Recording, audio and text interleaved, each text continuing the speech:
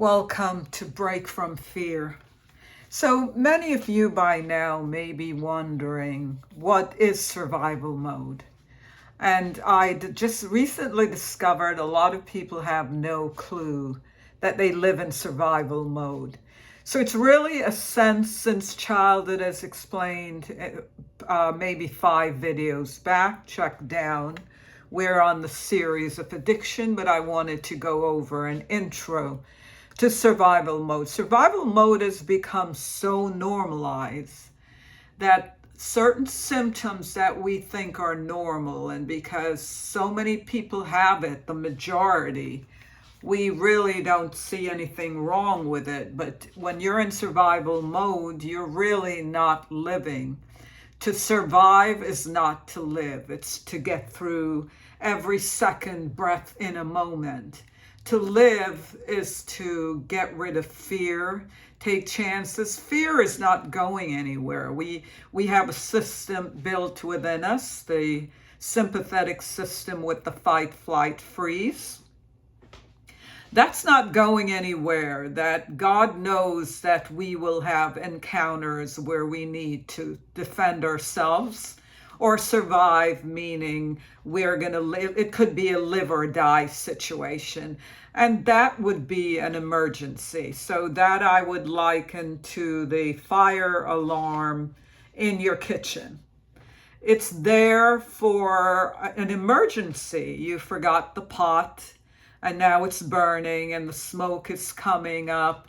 The alarm goes off. But once again, I will ask the question, and please feel free to put your comment down there.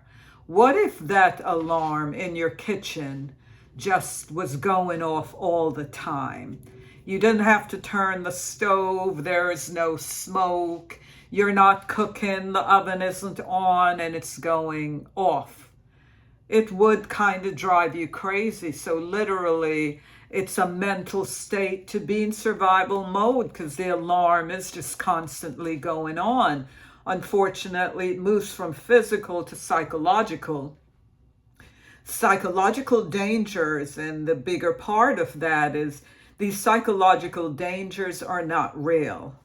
They are irrational. Our minds, once you condition the mind to anything, and in this case, we're discussing fear, it will make it the best, it will make it big, it will make it good. So the longer you condition your mind to fear, the more fearful you become. And for some people, it becomes where someone is so fearful of the world as we know it, that they cannot go outside, they cannot drive a car, they cannot participate in public.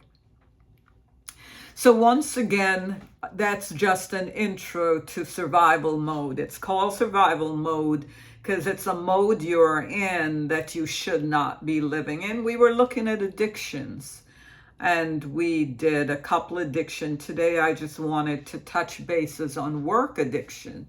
And once again, as I said earlier, the symptoms just seem so normal that we fail to think twice of whether it's normal.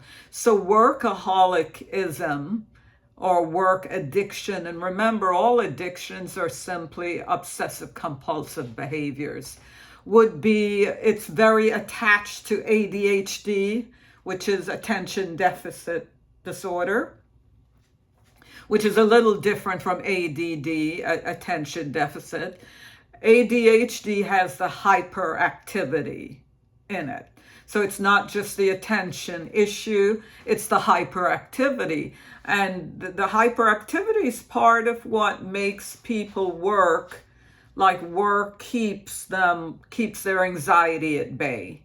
And whether it's going out to a physical job where they could start at 8 and at 8, 9, 10, they're still at work. Even after work, it's still going to the gym because that's still work, or going out for a social occasion, it's still work. It's as if we are running from ourselves. We can't find the peace to stop, So the key there is stop, and the stop button is not on. The green button, like survival mode and the alarm in the kitchen I just described, is always on. So we become human doings instead of human beings.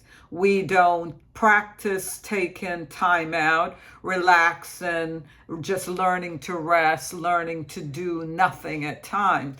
So most people who are workaholic, they put that ahead of their family or other priorities in their lives. And these very same people, when it comes time to retire, they're not able to. A lot of people die at retirement. And why is that?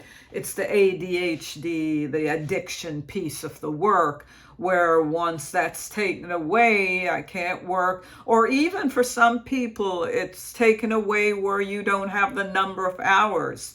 To have an hour to run to the store is not enough. It's someone who needs to be on that treadmill almost, just going, going, going. So as always, the solution is a slow one. For you to slow down, it goes back to mindfulness. It goes back to meditation.